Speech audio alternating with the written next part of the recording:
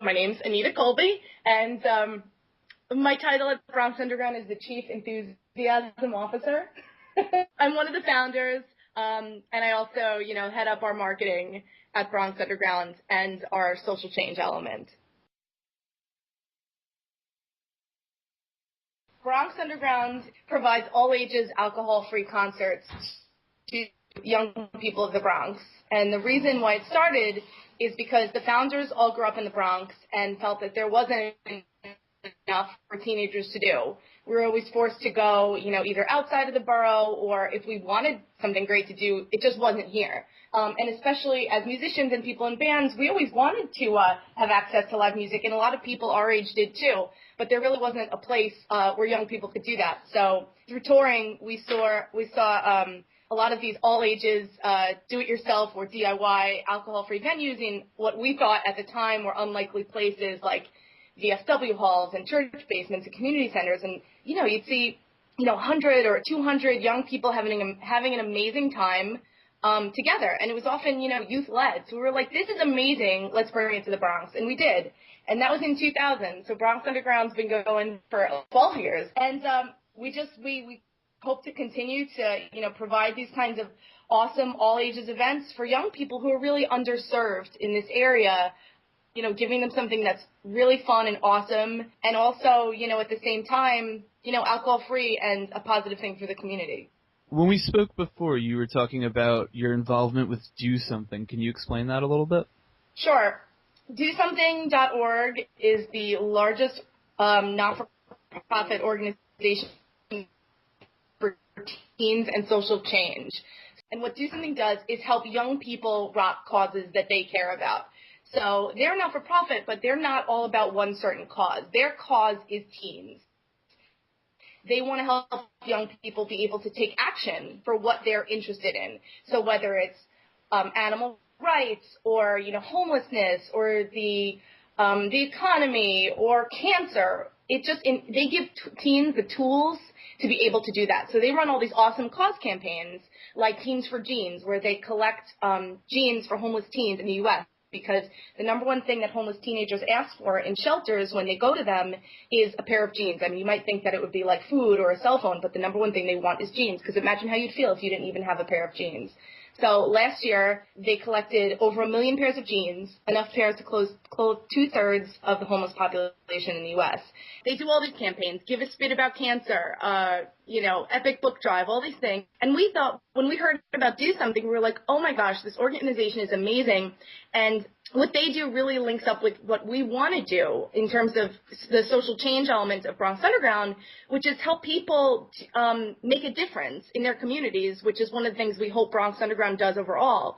So we hope to enable young people to do the same thing, whether it's, create their own community program or, collect canned goods for homeless shelter, whatever they care about, we want to help them do, which Do Something really does. So as soon as we heard about them, we said, wow, we can run some of these Do Something campaigns through Bronx Underground, and our showgoers and the staff are the ones that run them. So we did our own Teens for Jeans drive, where we basically took all the tools that Do Something provides and had this jeans drive through Bronx Underground. And we collected, well over 100 pairs of jeans, and it made the young people who participated feel really awesome and, be able to do something good in a really fun and social way with their friends, because that's how young people today want to do good. It's not a solitary activity. It's more of a social thing, So to be able to do good in a way that's fun and social is a great combination. So through Teens for Jeans, we also did one of their a Do Something campaign called Epic Book Drive,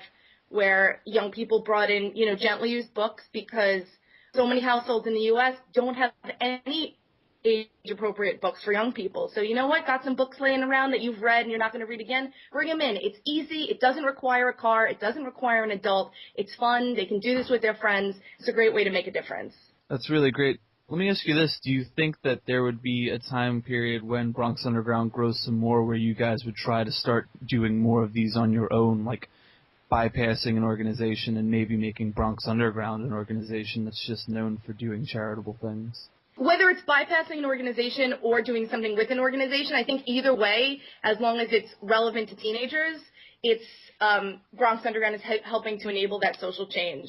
I do want, we want to continue to be known for, awesome concerts, fun things to do, in the Bronx for young people that also has, this element of giving back and enabling young people to do things that enable social change, to impact causes they care about, and also feel empowered. That's the other really big part of it is, we feel like part of the DNA of Bronx Underground is empowerment because a few reasons, we employ young people on our staff. They're the ones running the show, running the soundboard, promoting. The bands on the stage are young people, and when people at the shows who are 15, 16 see their peers doing something awesome, they think, wow, I can do that too, whether it's join a band or start a business.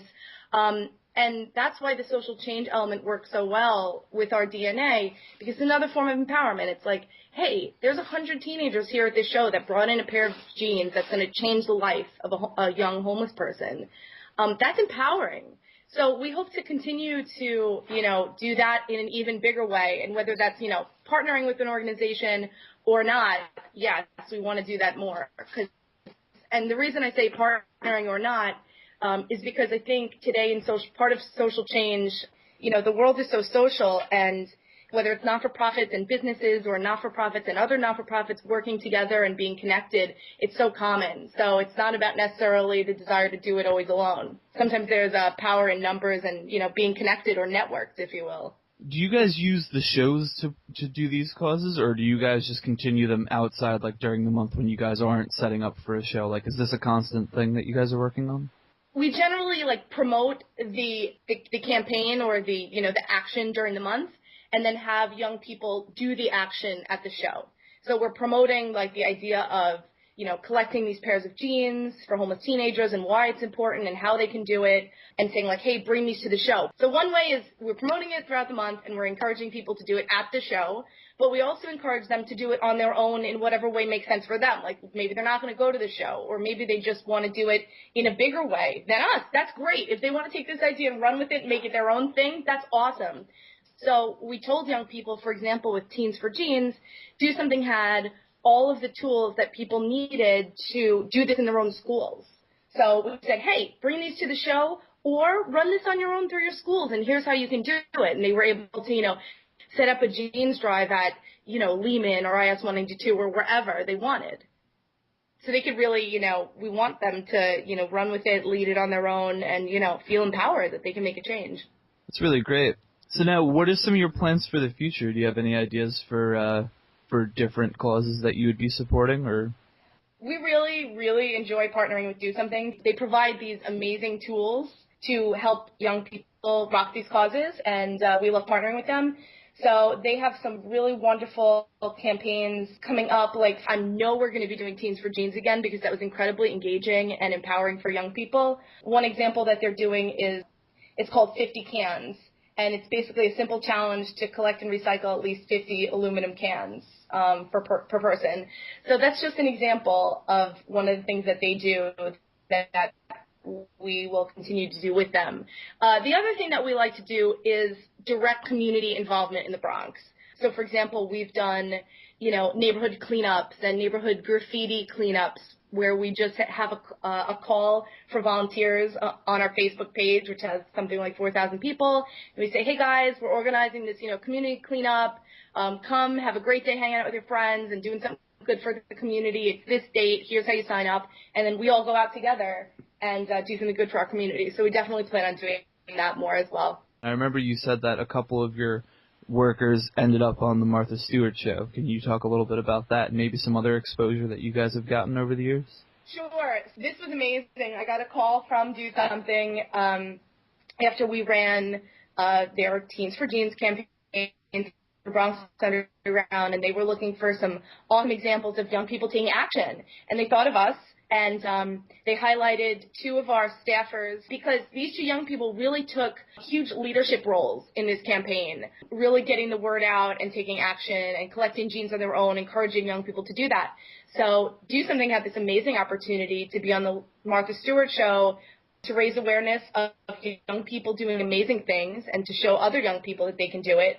So we had two of our staffers on the Martha Stewart show, and that was just incredible. And through the years, social change has been important to us. And another example is that we had a New York Times article written about some of our community actions, like the graffiti cleanups. We hope to continue that, and we feel very fortunate to have received this positive press about it. You know, it's not the reason why we do it, but it's an amazing byproduct for us. And more importantly, when other young people read these stories or see these things, they feel like they can do it and they feel empowered. So anything we can do to spread that message, we're really psyched about that.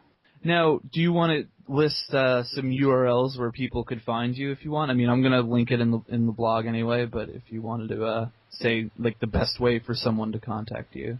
Absolutely. BronxUnderground.com, which has links to all of our social media. So, you've got our Facebook.com/BronxUnderground. You've got our Twitter @BXUnderground. But, the .com has links to everything. That and our Facebook are probably the best ways. My Twitter is @Anita Colby. If someone had a cause that they were interested in coming to you with, what would be the best way for them to contact you?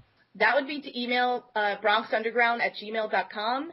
And we always welcome, ideas, action plans, when we hear, whether it's young people or young people telling us causes they want to see us involved in, that's awesome, or organizations that want to partner with us. So, yeah, BronxUnderground@gmail.com would be the best way.